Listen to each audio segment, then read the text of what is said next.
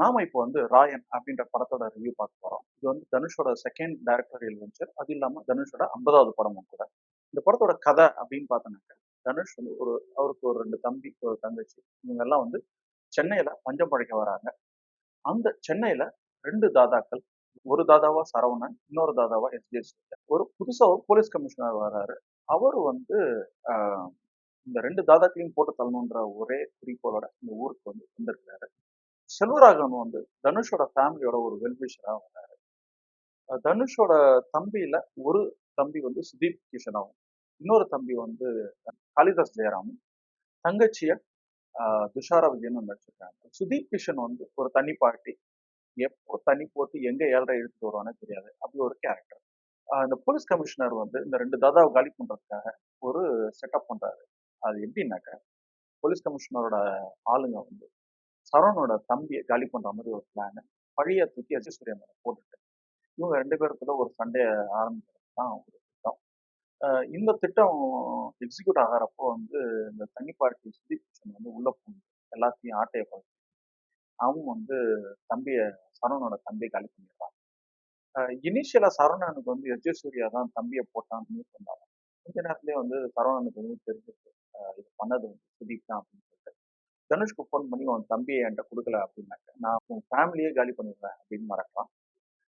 இத கேட்ட உடனே தனுஷ் அவன் 2 தம்பிகளையும் கூட்டிட்டு போயிட்டு அங்க உள்ள போய் அ சரவணனோட அ சரவணன் அண்ட் கோவையே காலி பண்ணிடுறாரு. இந்த இன்சிடென்ட் நடந்ததுக்கு அப்புறம் எஸ்.ஜே. சூர்யா வந்து சரவணனோட டெரிட்டரி எல்லாம் கேப்சர் பண்ண முடிஞ்சதா? ஆ இந்த போலீஸ் கமிஷனர் வந்து எஸ்.ஜே. சூர்யாவை எலிமினேட் பண்ண முடிஞ்சதா? தனுஷ் வந்து அவங்க ஃபேமிலியோட ஹேப்பியா வாழ முடிஞ்சதா?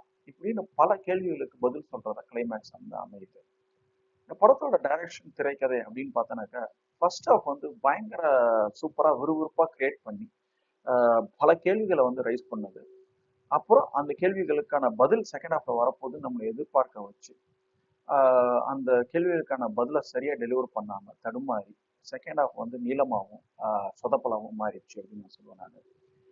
இந்த ஃபர்ஸ்ட் ஹாஃப்ல வந்து அந்த 2 தாதாக்களுக்குமான ஒரு கான்ஃபிளிக்ட வந்து சூப்பரா எஸ்டாப்ளிஷ் பண்றாங்க. இவங்க 2 பேரும் யாரை எப்போ போடலாம் அப்படின்னு ஒரு டைம் பார்த்து உட்காந்துட்டு இருக்கிறாங்க. அந்த டைம்ல சத்தமே இல்லாம ஒரு போலீஸ் கமிஷனர் வந்து இறங்குறாரு. அவரோட பிளான் இவங்க 2 பேருமே காலி பண்ணணும் அப்படின்றதுதான். இந்த பிளான் வந்து இந்த 2 தாதாக்குமே தெரியாது. நம்மளுக்கு மட்டும்தான் தெரியும் ஆடியன்ஸ்க்கு. அதனால வந்து யாரு எந்த கேரக்டர் எப்போ தூக்க போறாங்க அப்படின்னு தெரியாம ஒரு பதட்டத்தை கிரியேட் பண்ணி அதுக்கேத்த மாதிரி எஃபெக்டிவா மியூசிக்கும் வந்து அந்த எதிர்பார்ப்பு இன்னும் என்ஹான்ஸ் பண்றதுனால நம்மளுக்கு வந்து ஆடியன்ஸ் வந்து பயங்கர எதிர்பார்ப்போட இருக்கிறோம். படத்துல எனக்கு ரொம்ப பிடிச்சதுன்னு பார்த்தோன்னாக்கா ஸ்டண்ட் சீக்வன்ஸ் எல்லாமே வந்து சூப்பரா இருந்துச்சு.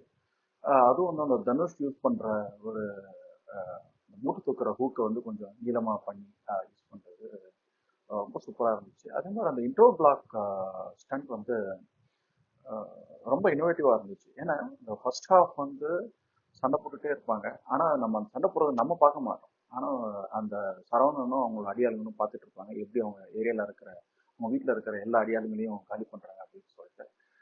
அதை ஃபுல்லாத்தையும் வந்து ஒரு இவங்களோட ஃபேஸ் ரியாக்ஷன்லையும் சவுண்ட் டிசைன்லையும் பயங்கர சூப்பரா வந்து இது பண்ணியிருக்காங்க. அதனால நம்மளுக்கு வந்து ஒரு எக்ஸ்பெக்டேஷன் வந்து பயங்கரமா டெவலப் ஆகிட்டே இருக்கும்.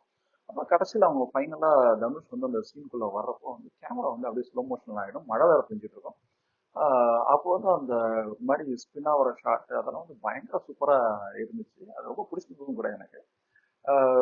அதே மாதிரி எல்லாரையும் வந்து பயங்கரமா அடிச்சுட்டு ஊன்னு கத்திட்டு டைலாக் எல்லாம் அடிச்சுட்டு அது மாதிரிலாம் இல்லாம ரொம்ப ஆஹ் ரொம்ப ஸ்லிக்கா இருந்துச்சு அந்த ஸ்டன் சீக்வன்ஸ். அதே மாதிரி சினிமோகிராஃபி எனக்கு ரொம்ப பிடிச்சிருந்துச்சு. தனுஷ் வந்து சின்ன வயசுல இருந்து அவங்க ஊர்ல இருந்து வர்றப்போ அந்த சீன் எல்லாம் பிளாக் அண்ட் ஒயிட்ல காமிச்சு அப்படியே வந்து ஒரு டிரான்சிஷன்ல வந்து டக்குன்னு அவங்க கரண்ட்ல எப்படி இருக்கிறாங்க அப்படின்னு அந்த டிரான்சிஷன்.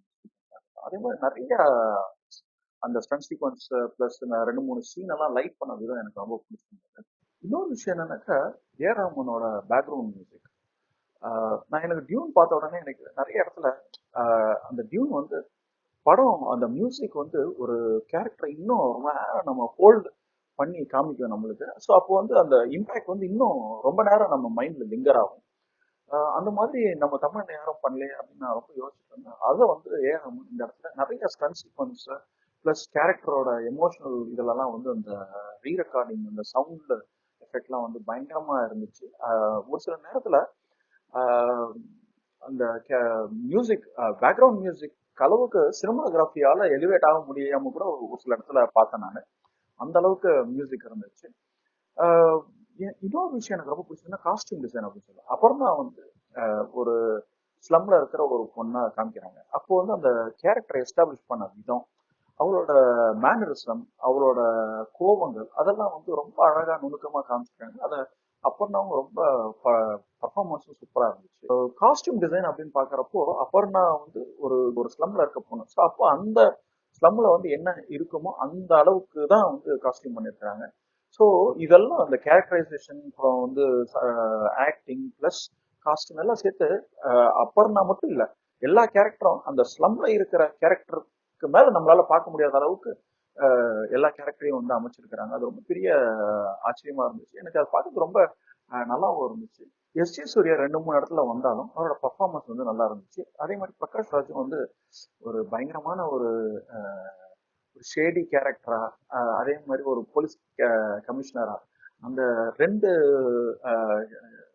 நிலையில மாறி மாறி வந்து டிரான்ஸ்ஃபார்ம் ஆகுறதெல்லாம் பார்க்குறப்போ ரொம்ப சூப்பரா இருக்கிற மாதிரி இருந்துச்சு. தனுஷோட ஆக்டிங் ஸ்டண்ட்ல வந்து ரொம்ப ஒரு மெக்கானிக்கலா எல்லாரையும் வந்து கொலை பண்ற மாதிரி அந்த ஒரு எமோஷனே இல்லாம, எனக்கு வந்து இதுதான் தேவை, இதுதான் வந்து பிரச்சனை, ஸோ இது இப்படிதான் நான் ரிமூவ் பண்ண போறேன் அப்படின்னு சொல்லிட்டு எந்த ஒரு கன்ஃபியூஷனும் இல்லாம ரொம்ப கிளியர் கட்டா ஒரு மெஷின் மாதிரி வந்து ஒரு வேலை செய்யறது, அதெல்லாம் வந்து ஒரு வித்தியாசமான ஒரு ஆக்டிங் டைமென்ஷன் அப்படின்னு நான் நினைக்கிறேன் அந்த படத்துல. ஏஆர் ரஹ்மானோட மியூசிக் அப்படின்னாலே வந்து பாட்டு எல்லாமே வந்து சூப்பரா இருக்கும். ஆனா எனக்கு இந்த படத்துல ரெண்டு பாட்டு வந்து ரொம்ப பிடிச்சிருந்தது. ஒரு பாட்டு கேட்கறதுக்கும் இன்னொரு பாட்டு பார்க்கறதுக்கும் பிடிச்சிருந்தது. ஓ ராயா அப்படின்ற பாட்டு வந்து கேட்கறதுக்கு ரொம்ப பிடிச்சிருந்தது. ரெண்டு சிங்கருமே வந்து புது சிங்கர்ஸ் இன்ட்ரடியூஸ் பண்ணியிருக்கிறாங்க. அவங்களோட வாய்ஸ்ல வந்து ஒரு பயங்கரமான ஒரு ஒரு சோகம் இருக்கிற மாதிரி, இழையோடி போற மாதிரியே இருக்கிற மாதிரி இருந்தது. அதே மாதிரி லிரிக்ஸும் வந்து ரொம்ப மோட்டிவேட்டிங்கா இருக்கிற மாதிரி இருந்துச்சு. ஏன்னா இந்த இந்த சாங் வந்து இந்த படத்துல எப்போ வரும்னாக்க, இந்த பசங்க சின்ன பசங்களா இருக்கிறப்ப ஊரை விட்டு வெளியே சென்னைக்கு பழைக்கிறதுக்காக வராங்க. அப்போ இந்த சாங் வந்து பேக்ரவுண்ட்ல ஓடுது. ஸோ அதனால அந்த லிரிக்ஸ்லாம் வந்து அந்த பசங்களை வந்து மோட்டிவேட் பண்ற மாதிரி, அந்த கேரக்டரை வந்து இன்னும் போய் அச்சீவ் பண்ணணும் அப்படின்ற புஷ் பண்ற மாதிரியே இருந்துச்சு. அது வந்து வார்த்தை ஜாலமா எனக்கு வந்து ஒரு லிரிக் லைன் வந்து ரொம்ப பிடிச்சிருந்துச்சு. தோலை கல்லா மாத்து, ஆஹ் முதுகெலும்ப வில்லா மாத்து, அப்புறம் பாதங்களை பல்லாக்கா மாத்து. இது ஒரு மாதிரி லிரிக்கலா இருக்கு. அதுவும் இல்லாம அந்த கேரக்டர் அந்த சுச்சுவேஷனுக்கு ஒரு மாதிரி அமைஞ்சிருந்த மாதிரி இருக்கிற மாதிரி இருந்துச்சு. அப்புறம் அந்த வாட்டர் பாக்கெட் சாங் வந்து விஷுவலா வந்து எனக்கு ரொம்ப பிடிச்சிருந்தது. ஒரு ஸ்லம்ல ஒரு ரொமான்டிக் சீக்வன்ஸ் வந்து எப்படி இருக்கும். ஏன்னா நம்ம நிறைய நேரங்கள்ல வந்து ஒரு ஒரு ஒரு சிட்டி பேக்ரவுண்ட்ல தான் ரொமான்டிக் சீன் பார்ப்போம். ஒரு ஸ்லம்ல வந்து ஒரு ரொமான்ஸ் இருந்ததுன்னா எப்படி இருக்கும். ஏன்னா வந்து அது ஒரு இந்த இடமே வந்து நம்மளுக்கு வந்து ரொம்ப ஒரு ஸ்கோப் விஷுவலா வந்து ரொம்ப கம்மி ஸ்கோப் தான். ஆனா அதுலயே வந்து இவங்க ரெண்டு பேரையும் அப்பர்ணாவையும் சுதீப்பையும் ரொம்ப அழகா லைட் பண்ணி அவங்களோட காஸ்டியூம்ஸ் வந்து ரொம்ப லிமிடெட் காஸ்டியூம்ஸ் தான். ஆனா அதுவே ஒரு அழகாவும் பார்த்து மாத்தி எனக்கு ரொம்ப பிடிச்சது. இந்த படம் வந்து ஃபுல்லாவே இண்டோர்லயே ஷூட் பண்ண மாதிரி எனக்கு இன்னும் ஒரு ஃபீலிங் இருந்துச்சு. அதனால யாரோ ஏமா உட்காந்து அழுத்துற மாதிரி ஒரு ஃபீலிங் வந்து இருந்துச்சு. கொஞ்சமாச்சும் அவுட்டோர் ஷாட்ஸ் வச்சிருந்துருன்னு நினைக்கிறேன். அதே மாதிரி எல்லா ஷாட்லயுமே வந்து சும்மா ஒரே ரெட்டு ப்ளூன்னு லைட்டா அடிச்சு ரிப்பிட்டேட்டிவா இருக்கிற மாதிரி இருந்துச்சு. இந்த சினிமோட்டோகிராஃபி வந்து இந்த படத்துல ஒரு சில இடங்கள்ல வந்து நல்லா எலிவேட் பண்ணியிருந்தாலும் நிறைய இடங்கள்ல வந்து ஒரு பெரிய டிஸ்டர்பன்ஸாவே இருந்துச்சு அப்படின்னு நான் சொல்லுவேன். ஜெனரலா ஏஆர் ரஹ்மானோட மியூசிக் அப்படின்றப்போ மியூசிக் வந்து சூப்பரா இருக்கும். பாட்டு எல்லா பாட்டுமே நல்லா இருக்கும்.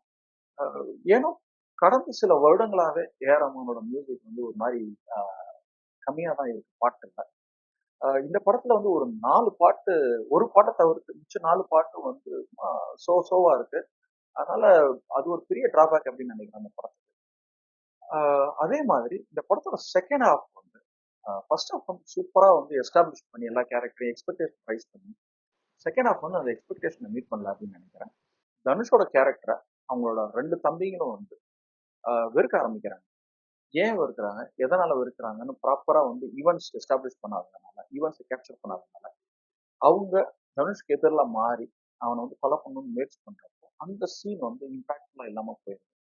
அதே மாதிரி தனுஷ்க்கும் துஷாராக்குமான ஒரு பாண்டிங் வந்து ப்ராப்பரான சீன்ஸ்ல வந்து எஸ்டாப்ளிஷ் பண்ணாதனால அந்த 2 கேரக்டரோட பாண்ட் வந்து ரொம்ப ஃபேக்காவே இருக்கிற மாரி இருக்கு. அதே மாரி துஷாரா வந்து காளிதாஸை ஏன் வெறுக்கிறான்ற ப்ராப்பரா வந்து சிச்சுவேஷன்ஸ் வந்து எக்ஸ்ப்ளோர் பண்ணாதனால அதுவும் ரொம்ப ஹாலோவா இருக்கு. இந்த 2 ஹாலோனஸோட துஷாரா வந்து தனுஷ்காக இவனை கொலை பண்றான் அப்படின்றப்போ அந்த ஒரு இம்பாக்ட் வந்து இல்லாமலே போயிடுது. அதனால அந்த சீன் எல்லாம் வந்து ரொம்ப ஸ்லோவா இருக்கிற மாதிரியே நம்மளுக்கு வந்து ஒரு ஃபீலிங். இது இல்லாம அபர்ணாவோட கேரக்டர் வந்து இனிஷியலா எஸ்டாப்ளிஷ் பண்றப்போ தனுஷை வந்து ஒரு ரெஸ்பெக்ட்ஃபுல்லா பாக்குற மாதிரியும் அந்த தனுஷை வந்து நம்பி அவன் வந்து அவன் தம்பியை லவ் பண்ற மாதிரி வந்து எஸ்டாப்ளிஷ் பண்றாங்க. ஆனா செகண்ட் ஹாஃப்ல சுதீப் வந்து அவங்க அண்ணனை விட்டு தனியா வந்து வேற தாதா கும்பல சேர்றப்போ இந்த கேரக்டரோட ரியாக்ஷன் என்ன அப்படின்றத காமிக்காம விட்டுட்டாங்க. அது இல்லாம ஆஹ் சுதீப் வந்து கடைசியில அவன் இறந்ததுக்கு அப்புறம் இந்த சுதீப்போட குழந்தைய தனுஷ் வந்து கொடுத்து இப்போ குடும்பத்துக்கும் எனக்கும் எந்த சம்மந்தமும் வேணாம்னு அப்படி கொடுக்குறப்ப அதெல்லாம் வந்து ஒரு எமோஷனல் ஹை மூமெண்ட். ஆனா அதுக்கான பேஸ் ஈவெண்ட்ஸை ப்ராப்பரா எக்ஸ்ப்ளோர் பண்ணாதனால அது வந்து ஒரு மாதிரி ஒரு ஹாலோவா போயிடுச்சு அப்படின்னு நினைக்கிறேன். அதே மாதிரி பிரகாஷ் ராஜ் கேரக்டரும் பயங்கரமா எஸ்டாப்ளிஷ் பண்ணி செகண்ட் ஹாஃப்ல வந்து அவரோட ரோல் பெருசா எங்கேயுமே இல்லாம எந்த வித ட்விஸ்ட் டர்ன்ஸும் வந்து கொடுக்காம போனதுனால நம்மளுக்கு அந்த கேரக்டரும் வந்து அந்த கேரக்டரோட ஆர்க்கும் வந்து ரொம்ப ஒரு மாதிரி வீக்கான மாதிரி இருந்துச்சு. ஸோ இந்த மாதிரி கேரக்டர் ஆர்க் வந்து ப்ராப்பரா வந்து முடிக்காதனாலையும் ப்ராப்பரா வந்து கேரக்டரை வந்து எக்ஸ்ப்ளோர் பண்ணாதனாலையும் செகண்ட் ஹாஃப் வந்து அதுக்கான ஹையை கொடுக்க முடியாம போயிடுச்சு நினைக்கிறேன். அதனால இந்த படம் செகண்ட் ஹாஃப் வந்து ஸ்லோ ஆயிடுச்சு அப்படின்னு நான் சொல்லுவேன். சரி நிபால், இந்த படத்தை பார்க்கலாமா வேணாமா அப்படின்னு கேட்டீங்கன்னாக்கா, இந்த படத்தை நீங்கள் ஒரு ஆக்ஷன் மூவி ரசிகராக இருந்தீங்கன்னாக்கா இந்த படத்தை தேட்டரில் பார்த்தீங்கன்னா ரொம்ப என்ஜாய் பண்ணுவீங்க. எஸ்பெஷலி இந்த இன்ட்ரோல் பிளாக் ஸ்டண்ட் சீன், அந்த ஒரு ஸ்டண்ட் சீனுக்காகவே இந்த படத்தை பார்க்கலாம் அப்படின்னு நான் சொல்லுவேன் நான். அப்படி இல்லைன்ற பட்சத்தில் இந்த படத்தை நீங்கள் ஒரு ஓடிடிலையோ இல்லை ஸ்கிப்போ பண்ணிடலாம்.